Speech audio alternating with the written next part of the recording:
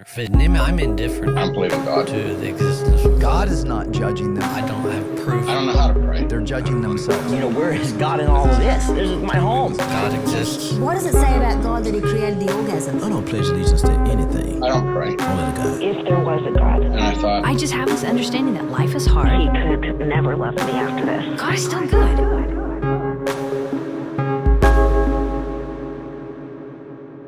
Welcome to the Maybe God podcast. I'm Justin Brierley, guest hosting on today's edition of the show, and something very special for you today as we remember the life of Tim Keller, who died on the 19th of May, at the age of 72. Timothy J. Keller was the founding pastor of Redeemer Presbyterian Church in New York, a best-selling author and a globally recognized Christian thinker and communicator. And joining me to commemorate his life today are Collin Hansen, Molly Worthen, and Max McLean. Collin Hansen serves as Vice President for Content and Editor-in-Chief of the Gospel Coalition, as well as being Executive Director of the Keller Center for Cultural Apologetics. And he authored the recent biography, Timothy Keller, His Spiritual and Intellectual Formation. Molly Worthen is a journalist and Associate Professor of History at the University of North Carolina at Chapel Hill. She recently wrote an obituary for The Atlantic titled Tim Keller's Critique of Liberal Secularism. And Max McLean is founder and director of the Fellowship of Performing Arts, well known for portraying C.S. Lewis in theatre and movie productions, including The Most Reluctant Convert.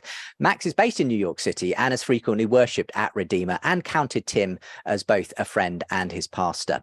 So welcome, everyone, and thank you so much for joining me for this special program. Why don't we leap straight in with some of your memories of Tim, perhaps starting with how you knew Tim and your own reaction to the news of his passing. I'll start with you, Collin, if that's all right.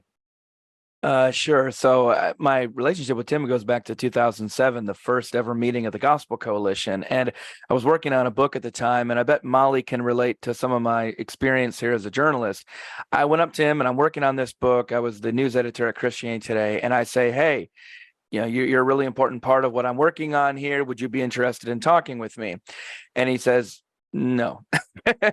But Tim didn't like to make people upset. So then he said, here's my email address. You can send me some stuff.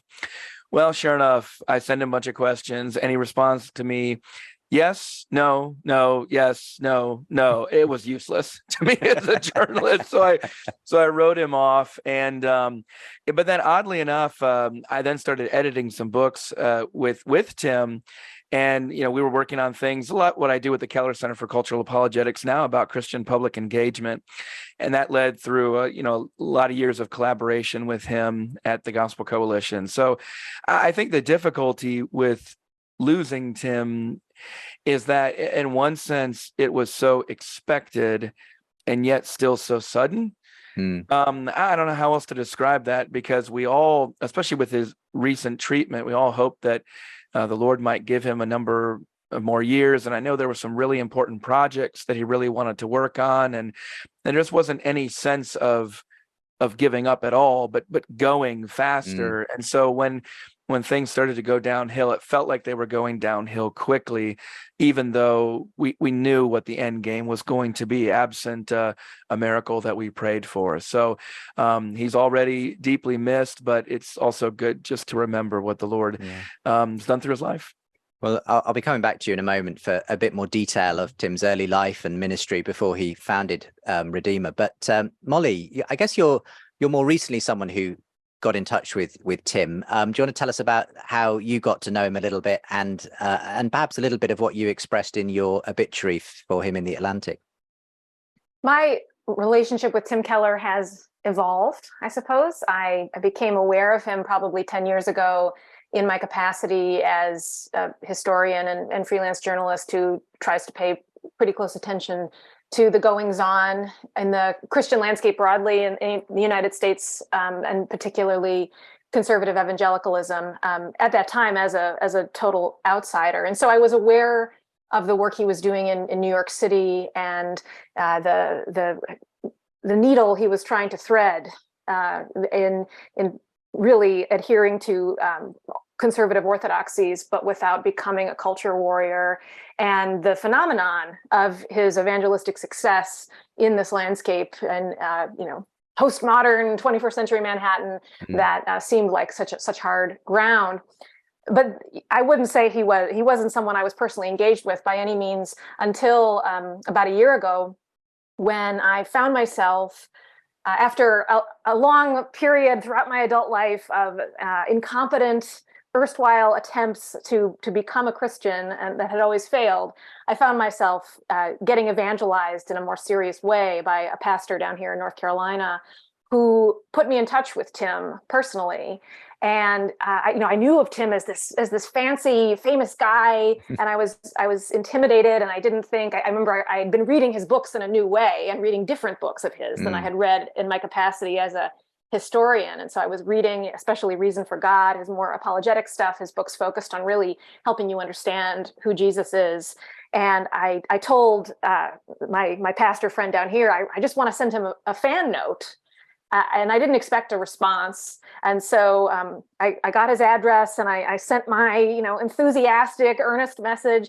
And he wrote back. I mean, at first I got the auto reply indicating, as I knew, that he was in treatment for cancer. But fairly quickly after that, I got a long reply indicating that he had read my work very carefully and full of kind and thoughtful observations about the landscape of evangelical history, and offering to have a Zoom conversation. And so over the course of the next few months, we met over Zoom a few times and exchanged emails, and he took the time to put together personally curated sets of his sermons and unpublished courses that he had compiled for people in ministry attached to Redeemer that he thought would be useful for me to speak to specific questions that I had. And I was just astonished by the time that he made for me in the midst of all he was doing and going through, and the way he made me feel so much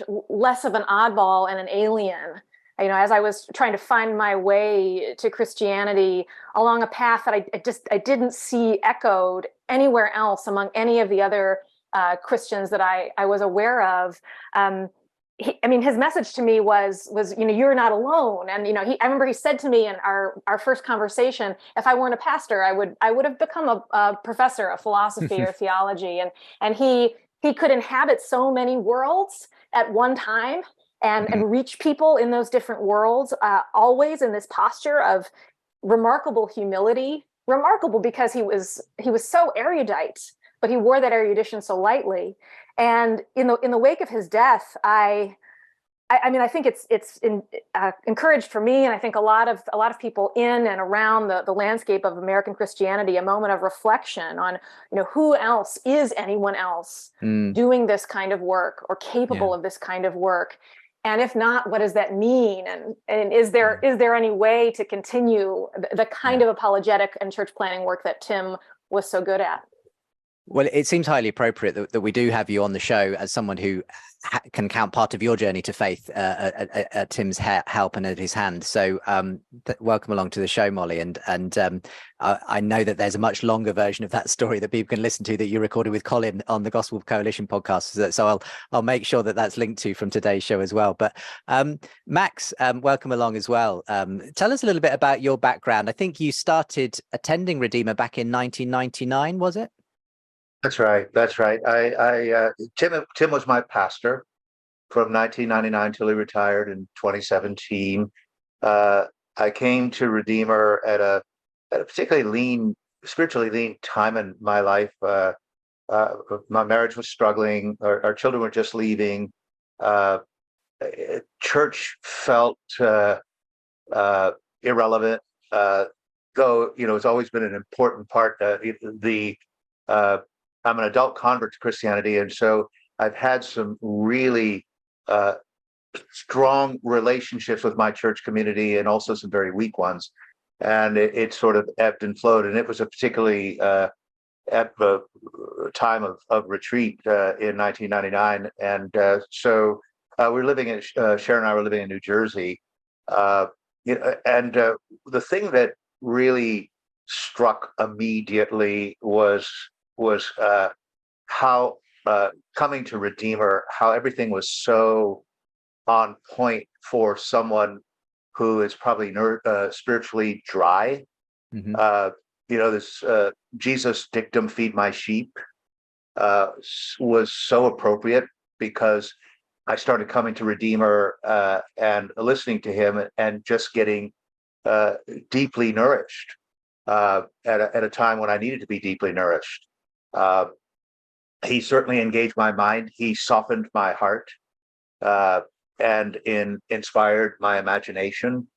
I probably the biggest influence that he had was he would quote C.S. Lewis quite regularly in his sermons. Not just quote them, but he would sort of explain them in the context of his sermons. And boy, that just hit me really, really hard. And I was a theater person, so I started trying to integrate Lewis material and trying to make them into theatrical pieces, starting first with Screwtape Letters, then Great Divorce, then Most Reluctant Convert, then the piece I'm doing now, Further Up, Further In. But all of that was ignited and nourished, and the flame was fanned at my time at Redeemer. It's great to hear some of those recollections of the various ways in which Tim has obviously spoken into all of your lives. During the course of this show, we're going to tackle and look at Tim's life and legacy from three different perspectives. First of all, his time as a minister in New York, the ministry he had there to skeptics in particular, the global ministry he went on to have through his best-selling books and obviously becoming a much in-demand speaker and communicator around the world, but also his enduring legacy as we mark his passing and we ask where we're at now and what challenges the church faces given his witness and the culture that we're currently living in. Just as we begin that then, why don't we hear a little clip from Tim preaching at Redeemer on faith and work. This is from several years ago, and it's just a typical example of the way Tim brought that message across to the erudite and, often skeptical members of his congregation at Redeemer. What this means is this. Look, Jesus is looking at you, as it were, and saying this. If you try to earn your salvation religiously by trying to live a good life, maybe God will take you to heaven. You'll be exhausted. Or if you try to earn your salvation socially, emotionally, by working very hard to get status so you can feel good about yourself. I'm a doctor, I'm a lawyer, I'm an artist, I'm good at this, I'm good at that. That will exhaust you. It'll grind you into the ground. Oh, but Jesus says, I worked myself to death for you. I was ground into the ground for you. I took the restlessness. I took the homelessness. I took the thorns. And when you see me dying on the cross, that should assure you of my love for you. Receive me as your Savior. Rest in me. And now finally you know who you are. There's your meaning in life. There's your value. And then when you turn with that knowledge, that sense of his love, resting in his work, not in your own, you get a deep rest of soul. Deep, deep, deep, deep rest.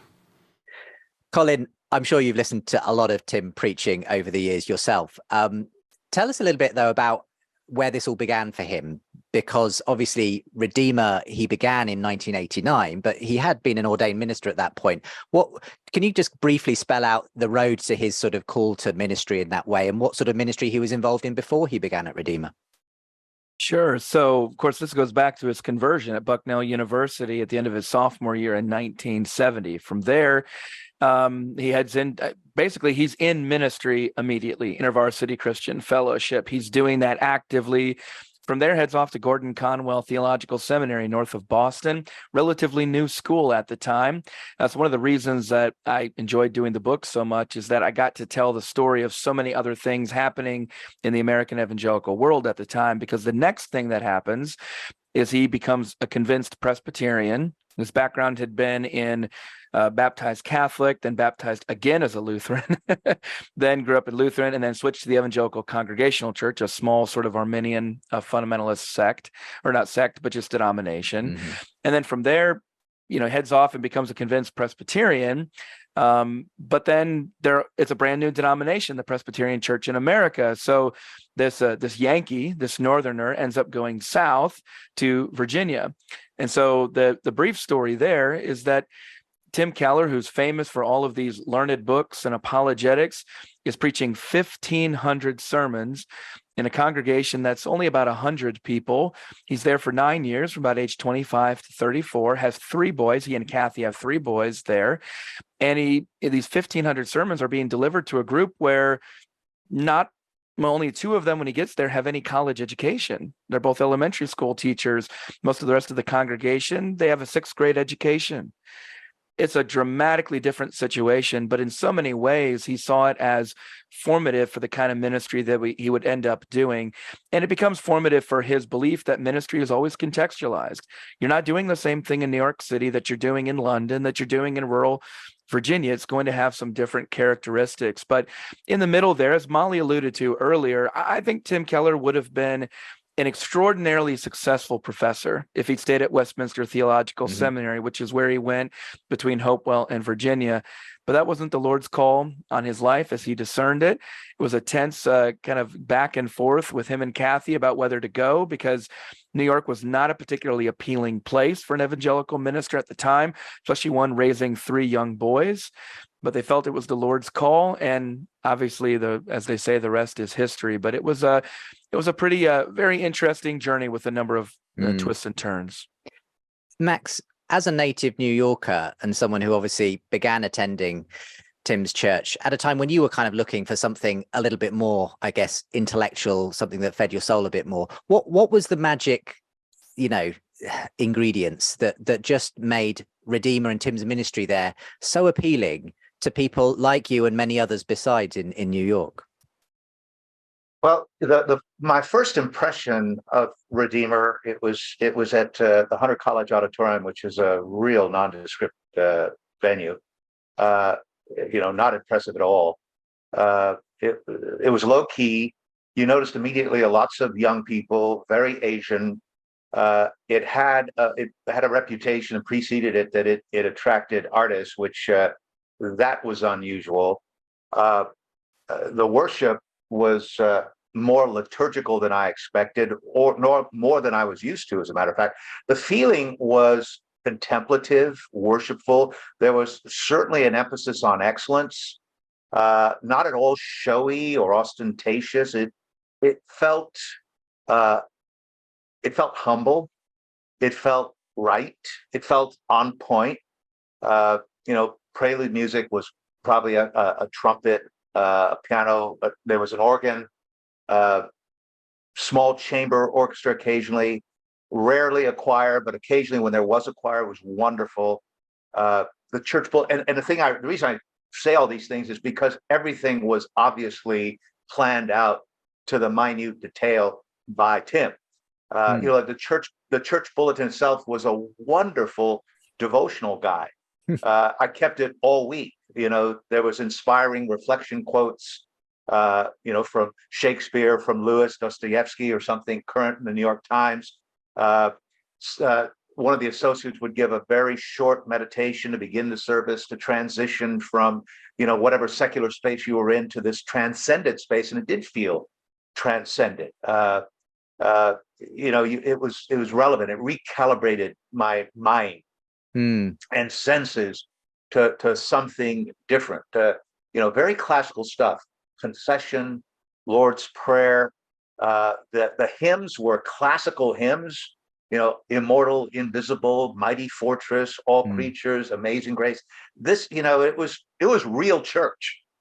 And it became, for me and for Sharon, you hear about appointment television. It was appointment church. Right. You looked forward to getting recalibrated to this other transcendent world. And I'm not even, this is all the support before he got up to speak, because and of course that 30 minutes was it was so presented, in the sense that he was so platformed by the time he spoke that you were just ready, and then he never disappointed. Well, in that sense, it Or wasn't just that he was a rarely disappointed. well. I was going to say, in that sense, it wasn't just that he was obviously a great preacher, but that he knew how to construct a service in which the word came alive at the point where it was presented. But I'd be fascinated your thoughts on this, Molly. Not as someone who lives in New York or has even been that invested in Tim's ministry until recently, but what do you think sort of has been that the attraction, and why were so many young, modern skeptical Manhattaners, enticed into the doors of Redeemer, in your opinion? I think that there's an aesthetic piece, and then there's a theological, intellectual piece. I mean, listening to Max reflect on the worship experience, it's very important that Redeemer under Tim did not trade in any of the cultural forms associated with big scale, flashy evangelicalism that secular people make fun of. That's very important. And that the service he constructed was liturgical without making a giant point of liturgy. It still adhered to the kind of Reformed Protestant paradigm of the meat of the sermon being the centerpiece, but felt like, I mean, as Max put it, like proper church without being fussy. Yeah. I mean, that was a gutsy gamble, it seems to me, in founding a brand new, initially quite small church at that moment in New York City history, to say, no, we're not going to do something flashy. And this speaks, I think, to Tim's temperament. And the fact that he found a home in the PCA, right? He didn't go off on his own and become, another kind of evangelical warlord entrepreneur with his own brand. And he was just not interested in a cult of personality. But that's not to say that he was not deeply charismatic, because he was, in this understated way. He had a large presence. He was a tall guy, but he spoke, not in this railing way, right? But in a way that really retained control of his energy.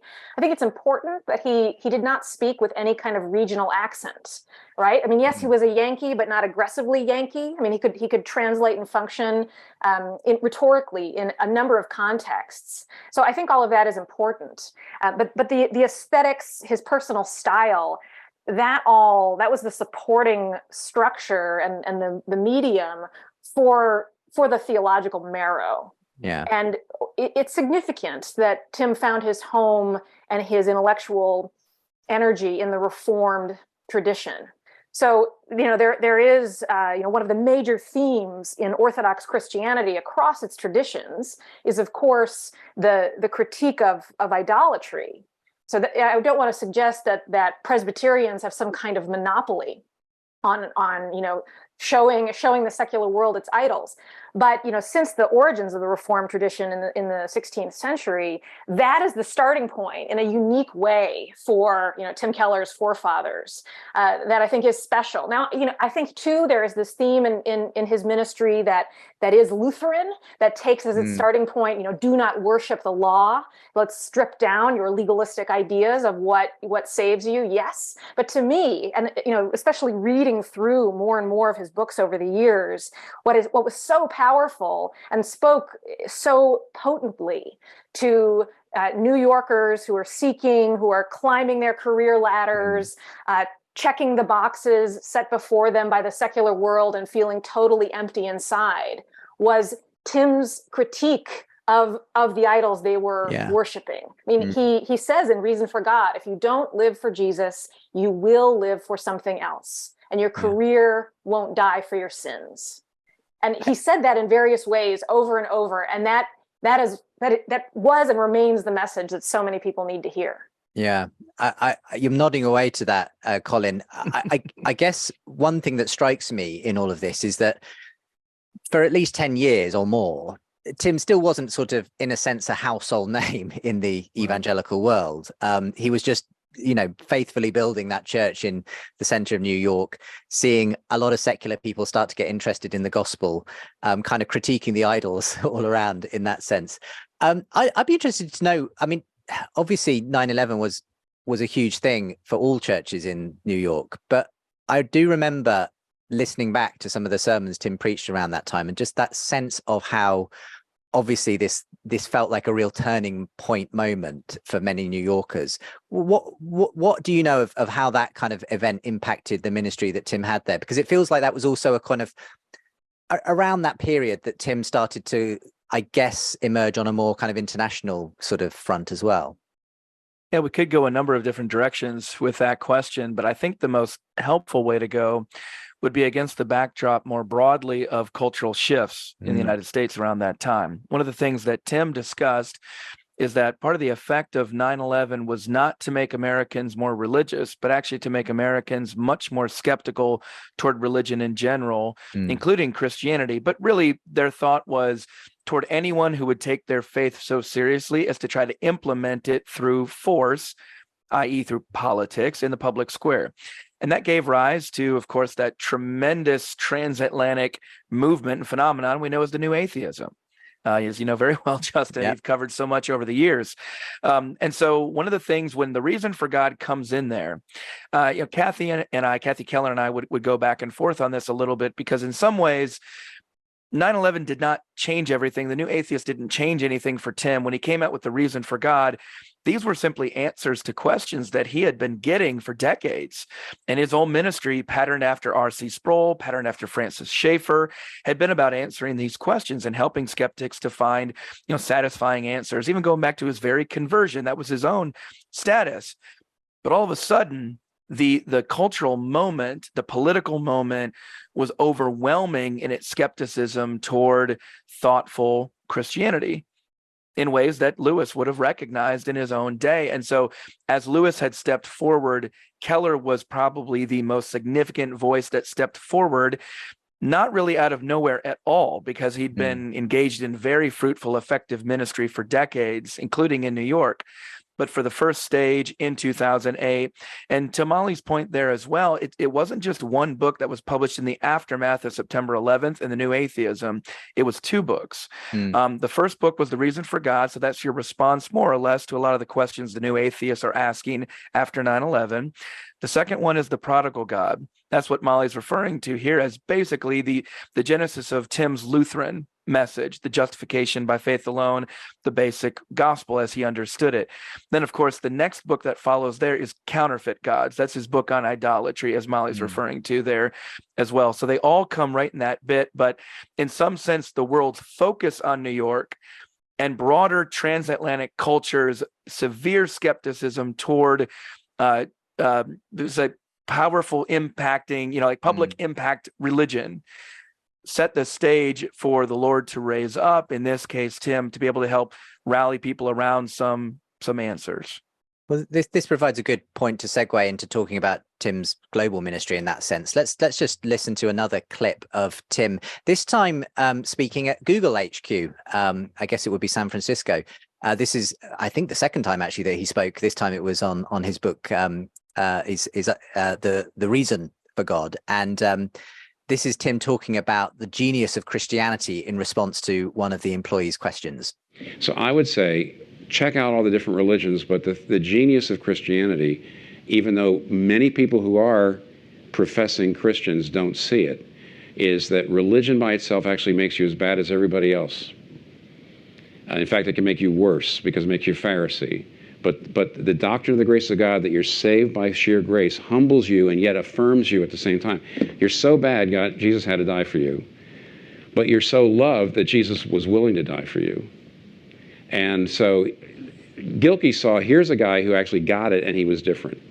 I'll come back to you, Max, because Tim did have this ability, it felt, to speak to all kinds of people. When I think of, there are lots of well-known American megachurch pastors, but there are very few that kind of really reach outside of their bubble, I would say, that really kind of seem to be able to speak to many different Christians in lots of different parts of the world. And that I guess is why I do think of Tim as being as close to a C.S. Lewis figure as we've had in recent years, because he was able somehow to do that mere Christianity thing, whereas many other good Christian communicators still tend to reach their types of Christians, if you know what I mean, or their kind of particular segment of culture.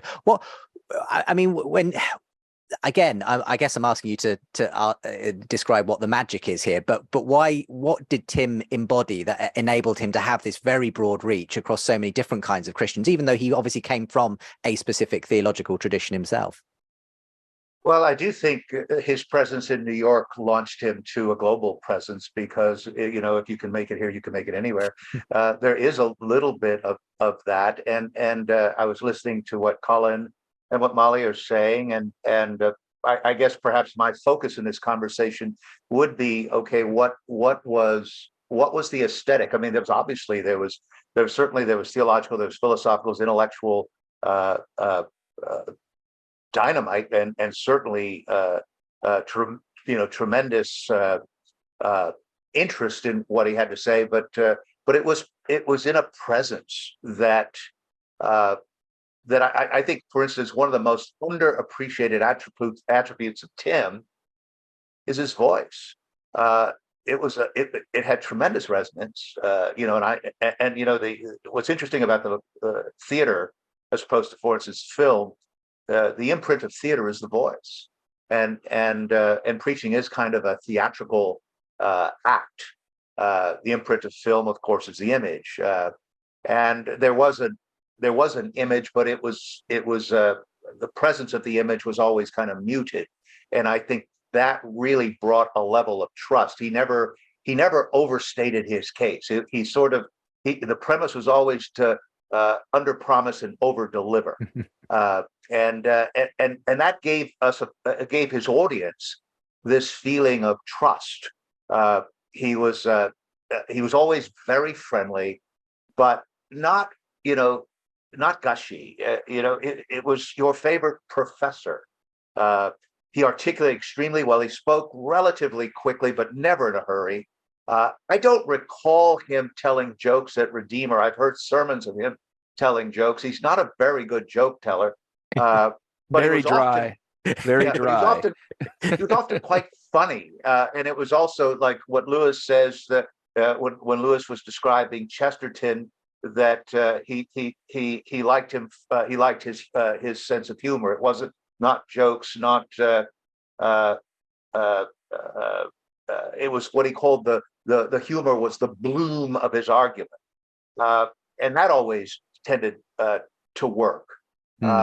So these are the things that I remember about Tim, and then of course, his sermons, again using a theatrical metaphor, they almost always left you with the catharsis. He always ended with Jesus constantly, and at one time I kind of thought, was that earned? Did he really deserve to go there that quickly? And sometimes I thought he's got to be Jesus's PR agent. There was a little bit of that. I remember one time I heard you, Justin, say that Tim was sometimes called Tim Clever. Is that what you called him one time? Tim Clever instead of Tim Keller. Yes.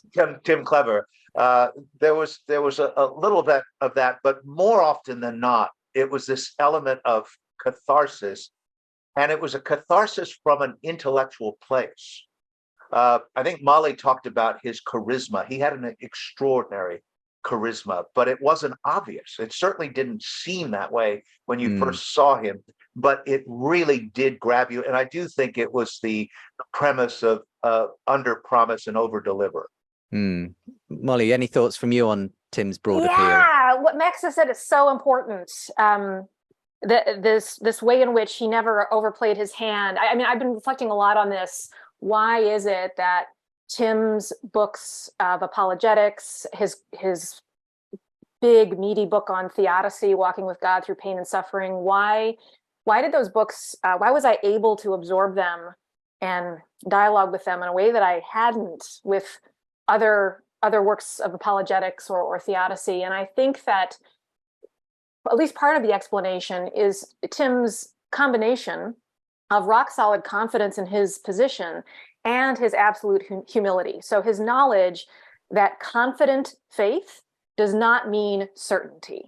And so he would acknowledge, he does this very explicitly in the outset of Reason for God, that no single argument for the truth of Christianity is the silver bullet that will put all of your doubts to rest.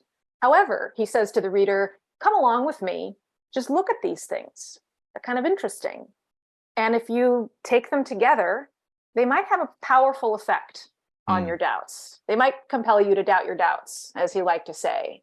And his approach to theodicy is the same. It was in that book, I mean, he absolutely acknowledges, listen, this is in some ways, the problem. I mean, when you look at some of the most famous cases of people losing their faith, it's generally not, due to some debate over the historicity of the resurrection or, the dating of Genesis, right? It's the problem of evil. I mean, this is true of Charles Darwin. I think people are under this misapprehension that evolution by means of natural selection destroyed Darwin's faith. No, it was the death of his favorite daughter and the problem of evil that destroyed his faith. And so Tim says when he handles the problem of evil, this is a toolbox, and some of these arguments and prayer practices and ways of talking to and about God are appropriate for when you are in a good place and you're riding pretty high and things are all right, and those may be totally inadequate, even offensive, when you and your family are in the depths of despair. And here are some other tools. And listen, none of these are going to leave you in a place where you walk away with all your questions answered. But just come along with me and let's think about the Christian answers in comparison to the answers the secular world offers you, the answers, the Buddhist tradition offers, and see if you're not compelled to find these answers of some comfort and intellectual satisfaction. And that was always his posture. I mean, we've talked about C.S. Lewis. I mean, I think he also Collin talks about this in his book, modeled himself also on the great Anglican preacher John Stott. And in many ways, he fits better in the British evangelical tradition, partly because of this apologetic approach, but also I think because he accepted the status of Christianity as the prophetic minority. And he had no interest in culture war crusading. I think that his legacy is different from someone like Francis Schaeffer, because Schaeffer did become much more of a crusading culture warrior toward the end of his career. And you can argue about the pros and cons of that depending on your views. Tim was not interested in that, but he wasn't a quietist. I mean, he was very aware of the American political and cultural context, but I think he was able to be both intellectually humble and focused on those arguments, while also focused on the pragmatic challenges of church planting, the pastoral challenges, and that combination. We haven't talked about that at all. I mean, but his influence on younger pastors looking to plant churches and what's involved there, and speaking your context, is so important, in part because it turns out that in the 21st century, New York City is not that strange and alien a place. That in fact, in Manhattan, Tim was encountering and developing ways to talk back to a whole set of problems, the challenges and complexity of pluralism that one might have thought in the late 20th century is limited to urban contexts. But in fact, pastors trying to get churches off the ground in rural America and the suburbs and all over and in other countries were facing many of the same things. And so I think Tim found himself in this position, which maybe he had not planned. I don't think he planned, of pioneering apologetic approaches and pastoral approaches that had a surprising amount of relevance well beyond New York. Yeah. Thanks to the internet. Well, indeed. Yeah. And that's there's no doubt that the internet played a huge part in the way that Tim's message and style, went around the world. But coming back to you, Collin, I mean, Molly mentions there that he somehow managed to transcend, or deliberately chose to not get engaged in those culture wars, which is obviously have only heightened in the last several years. I mean, increasingly, though, towards the end of his life, Tim was, I think, taking more and more heat from other Christians around the fact that he kind of wasn't kind of laying his cards down or choosing not to get embroiled in some of those debates. There was even that, viral article that went around questioning whether we need to abandon the winsome approach of Tim Keller. Now's the time maybe to stand up and fight rather than kind of have lovely intellectual, discussions about these things. Where do you land on that, Collin? What do you think Tim got it right in the way he did things? Well, I don't know that. I think a lot of that is particular to Tim's, his personality. his focus. I think in the main, absolutely, he got it right in terms of the focus of he's an ecclesial revivalist, a church-based evangelist. That's how he saw his calling. He never saw his calling. I've come back again and again to compare Tim to Billy Graham. My first book was working on Billy Graham. Billy saw working with the powerful politicians as a way of being able to get more credibility for the gospel as he preached it to others. And of course, he was tremendously successful from London to New York to everywhere around the world, hugely successful in that. And also politics really burned him. But Billy was in some ways made for that kind of spotlight. Tim was not made for that kind of spotlight, not his personality. The charisma that we're talking about here was just that did not translate in the same way in those areas. So I think it's safe to say, and Tim would have been the first person to say that just because he did something in the 1980s or 1990s or 2000s that was fairly effective shouldn't be the paradigm that we then apply all the time. Because he simultaneously did speak out about a number of issues, especially since 2020, wrote extensively about racism. Now, in some ways, it was actually easier for him to do that because he wasn't a pastor anymore. One of the unique, challenging dynamics of our age is the interplay between the pundit and the institution. Those two are going in different directions because they're increasingly difficult to hold together. So he could be more free to speak out on certain things because he wasn't trying to lead that church anymore. Some people tried to criticize him for the decisions he made, decisions that Redeemer made about the pandemic in terms of masks and vaccinations. He wasn't even the pastor at the time. That was another reason why people were concerned there. I think in a lot of ways, he was willing to speak out in some of those ways, but coming back to New York, coming back to that setting that Max knows so well, his argument was that in New York, we need to focus on the ways that separate Christians from non-Christians, not that separate Christians from each other, and not primarily those ways that are let's say that people associate with Christians, especially in the 1990s, that distract them from the central claims of Christianity. Molly speaks to this so well in her own experience. Tim's conviction, and this is where I agree with him wholeheartedly, we need to focus on the lordship of Jesus Christ. Is he who he says he was and is and will be forever? Because if he is, and this is where Tim would cite his mentor, Barbara Boyd, in her view of lordship, then he is the Lord of all things, and we must follow him no matter what. But if he's not, then we don't have to be having all of these other arguments about politics. So let's stay focused on Jesus, and then let's work from there through all of the different implications there. That I still think is the right way to go. But I would also say that increasingly with the politicization of everything in Western culture, in the United States in particular, we are probably going to have to increasingly meet people where they are, which is not bringing relativistic arguments to us in objection to Christianity, but actually bringing moral objections to Christianity. That I don't think was a challenge that Tim had fully worked through. And I think he would have been open about that. And that was a transformation that's relatively recent. We're talking the last decade or less. That's really helpful.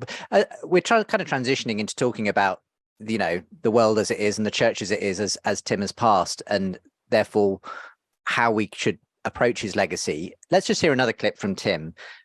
This was actually taken from his final message to Redeemer. This was filmed a few weeks actually before his death, and they were due to have a special service with this video message from Tim on the 19th of May, which happened to also be the day that he passed away. And I'm just going to play a short segment of that, of Tim's final words of advice to the church that he founded and loved so much. Lastly, forget about your reputation.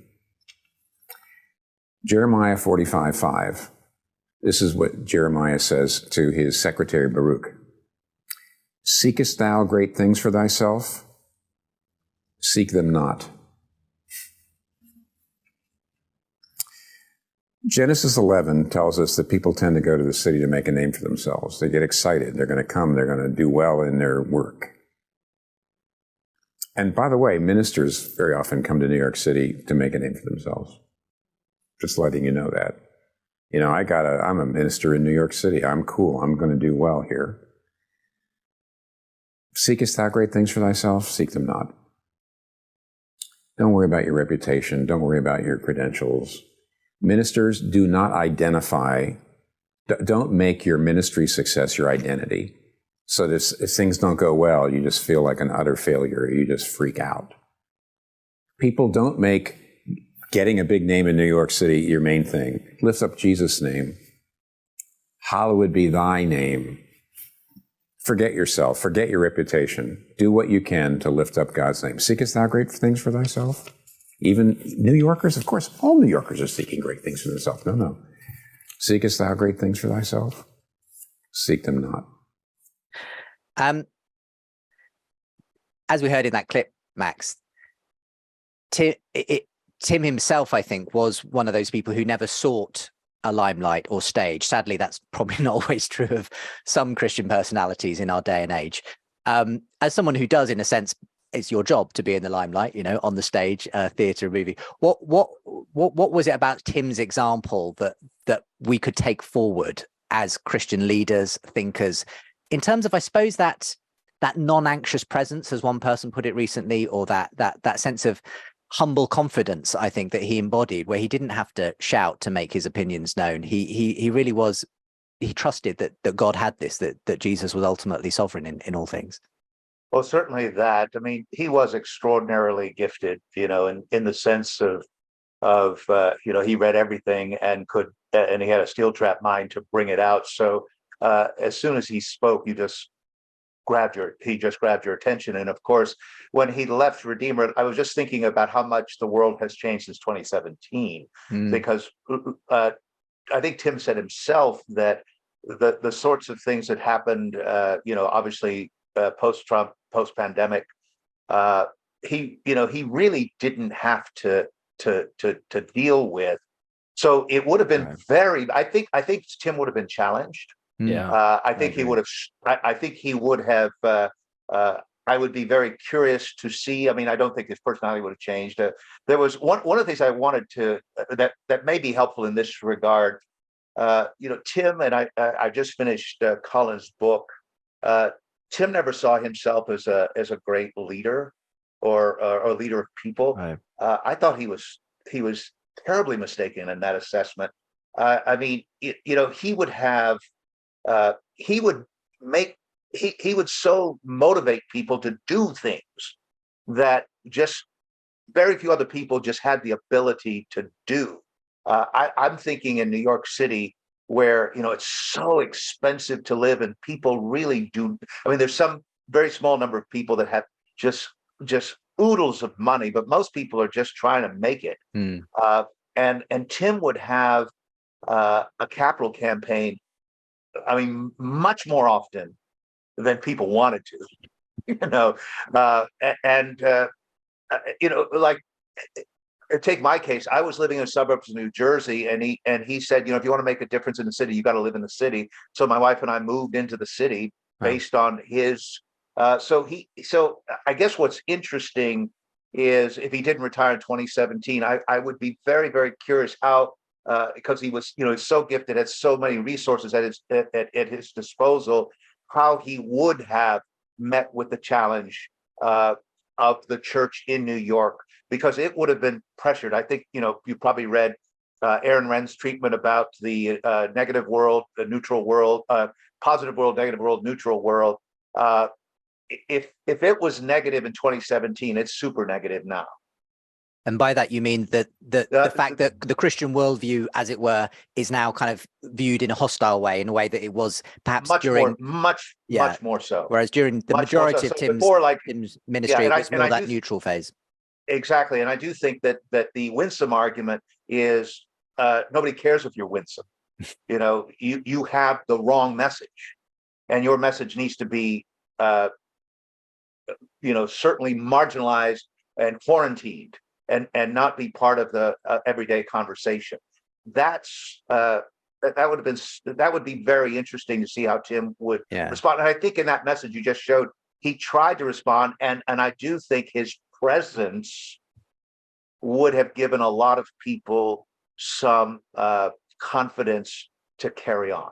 Yeah, I mean, Molly, you're probably familiar as well with that that analysis of the positive, neutral, and now negative atmosphere in which the Christian message is being put, and that's been one of the reasons why people have said, well, maybe it's time to move on from this winsome cultural engagement type of evangelism and apologetics of Tim Keller. What's your feeling on that, Molly? I think perhaps the central intellectual gift Tim had that made him so effective, and that also allowed him to adapt, because his approach to apologetics and what it meant to engage the culture, this was not a static thing that he developed at InterVarsity and Bucknell in the 70s and then hung on to. It was something that he was always working on and revising. But the key to it was his intellectual omnivorousness. I mean, he stood in a particular place. He had a denominational home and all that. He believed in institutions, but he was interested in the whole panoply of human, cultural, and intellectual achievement. He didn't see any of it as off limits to Christians or somehow too risky to engage with, nor did he stick narrowly to a single approach in how to make an argument. I mean, I find him so effective because of his blend of traditional evidentialist apologetics that walk you through the case for the resurrection and so forth, with a real attention to presuppositionalism that is so crucial to pointing out the faith-based assumptions of secular modernity. And you see that evolving in his later apologetics.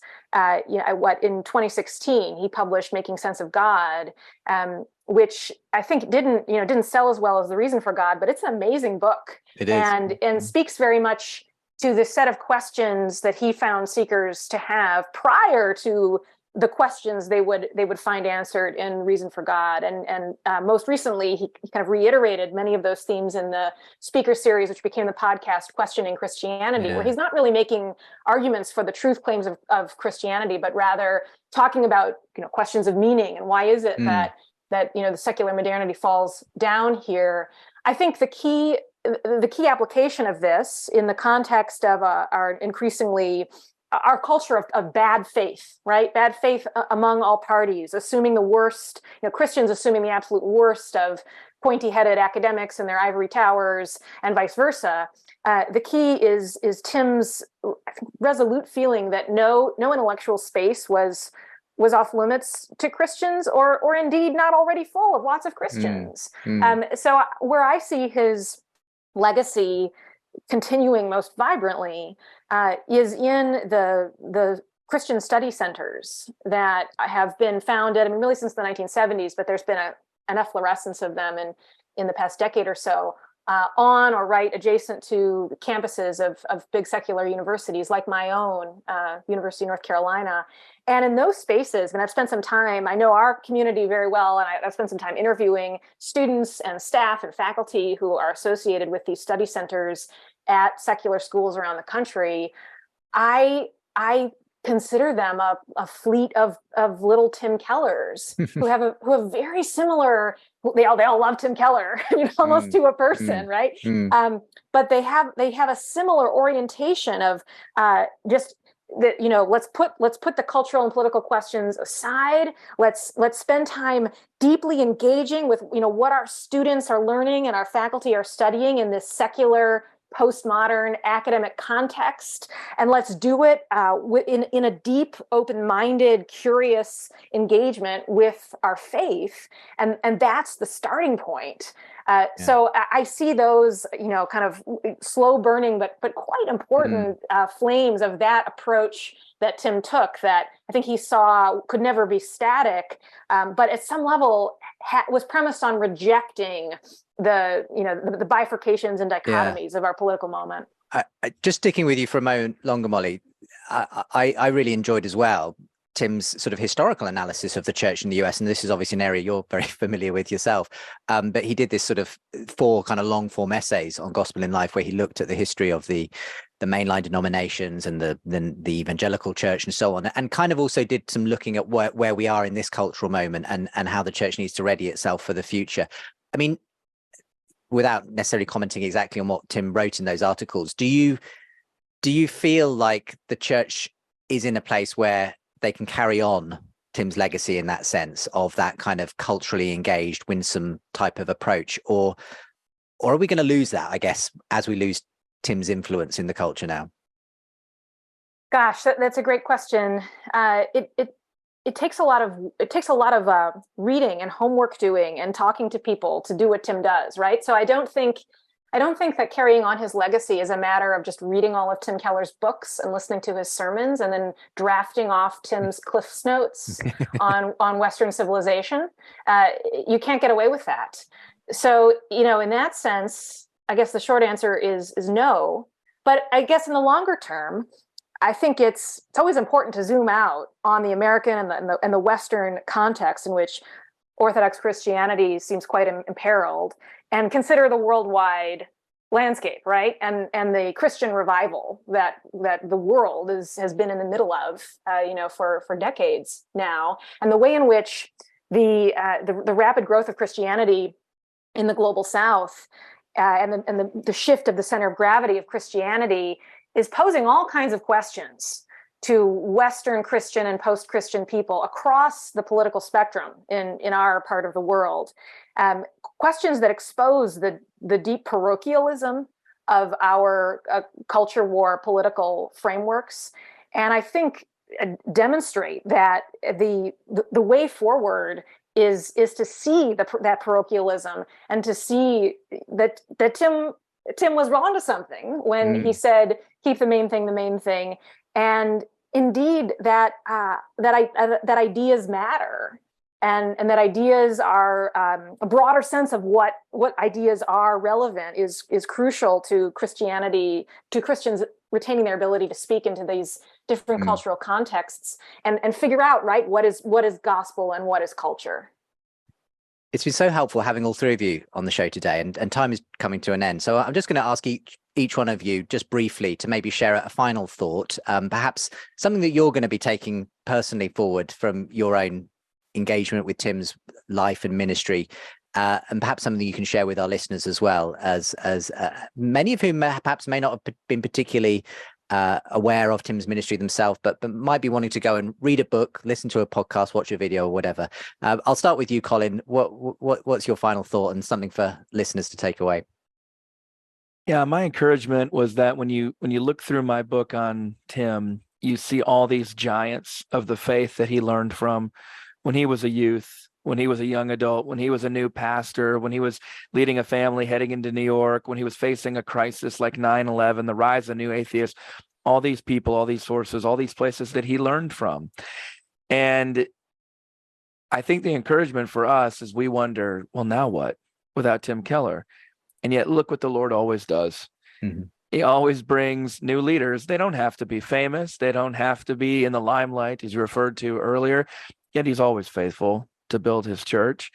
And I'm grateful for the last 3 years that God gave Tim that vision to invest in a lot of younger leaders, to spend that time with Molly in here, to spend the time with the group that we've pulled together at the Keller Center for Cultural Apologetics, not because any of us can stand in Tim's shoes, but because we've been gratefully helped to understand and love God better thanks to Tim. And we want to continue to build, as Molly said there, not shrines to Tim Keller, but we want to maintain a lot of the key convictions that he held, and not just the actual convictions themselves, but the manner in which he held them. And so I'm really hopeful going forward, as I'm just filled with gratefulness for the time that we had with Tim. Max, your thoughts? Well, I think of the legacy that he's left. In my case, I sat under his ministry, and I was inspired to integrate my faith with my work in a way that I wouldn't otherwise have done. And that's what builds his church and continues it on. And I was thinking I'm one of thousands. I think of all of the church planters that he's done, and all the artists that were in New York, or all the business people in New York, all the nonprofits that emerged. Your faith was not just intellectual. Your faith had to do something. There was it's so interesting because we really focused on his on how smart he was, but I'm always left with how passionate he was. Towards the end of his sermons, almost routinely, he would get pretty Pentecostal. I mean, in the sense that, from an academic sort of way, he was kind of on the edge, going places and stirring, and we felt it. And so he was showing us Jesus, and he was showing us the gospel, he was showing us the Holy Ghost, and probably the biggest lack we have in the West of what Europe came to America now, it's now in the South, is that there is this kind of this supernatural element that I always felt like Lewis was taking us to that supernatural place that we can never ever forget in all our analysis. Yeah. Well, I think, Max, quickly on that one, Tim would always say, and I'm sure you heard him say this, if you're not taking notes at the beginning of my sermon, I'm doing something wrong. If you're still taking notes at the end of my sermon, I'm doing something wrong, because he wanted to stir your emotions in the end. It was very much that pivot in his sermons. Molly, we'll finish with you. Tim made a big impact on me as someone, first as a seeker and then as a pretty fragile new believer who had and still has all kinds of insecurities about my own faith and what it's supposed to look and feel like. And he had this ability to challenge me while also affirming for me that there's many ways to get to know Jesus, and that even a Christian of his maturity still had doubts, right? And he has this great line in Reason for God that a faith without some doubts is like a human body without any antibodies in it. And that was so helpful for me, and it characterizes his whole approach to focus on assimilating your doubts rather than the quixotic quest to silence them entirely, and to see that you can learn from the whole span of Christian tradition and experience. And we had great conversations about church history and including some of my interviews and my journalistic work with more Pentecostal Christians in Nigeria and Latin America, without feeling that your own faith is defective because it doesn't look like that. And so I would say, I haven't had a born again experience. I haven't had some sort of mystical, cloud of unknowing settle on my head. Does this mean that my conversion is not real? And he would look at me through the Zoom screen and say, Holly, I'm wired the same way as you. And that's okay. And so, I want to affirm at the end of our conversation his tremendous pastoral gifts, which are totally connected with these intellectual themes that we've been discussing, but are really important to not lose sight of. The way in which he was a pastor first in all of these contexts. Thank you so much, all of you. I just want to add my own very brief thought as well, as someone who had the privilege of interviewing Tim several times during my time as host of The Unbelievable Show. He very kindly endorsed my first book as well. And he was just incredibly encouraging, both on mic and off mic. He frequently sent me emails saying how much he had enjoyed the show and was enjoying the fact that I was doing this kind of bridging the secular and Christian world thing. And I can't tell you how encouraging that was to hear from someone like Tim Keller, who I sort of, has always been something of a theological hero for me. So yeah, thank you, Tim. Thank you, all three of you as well, for your reflections on Tim's life and legacy. God bless you all. There'll be links to where you can find out more about Collin Hansen's biography, Timothy Keller, his spiritual and intellectual formation, where you can read Molly's obituary for Tim in The Atlantic, and Max McLean as well. You can find out more about him with the links from today's Maybe God podcast show. But for now, thank you so much for joining me on the programme.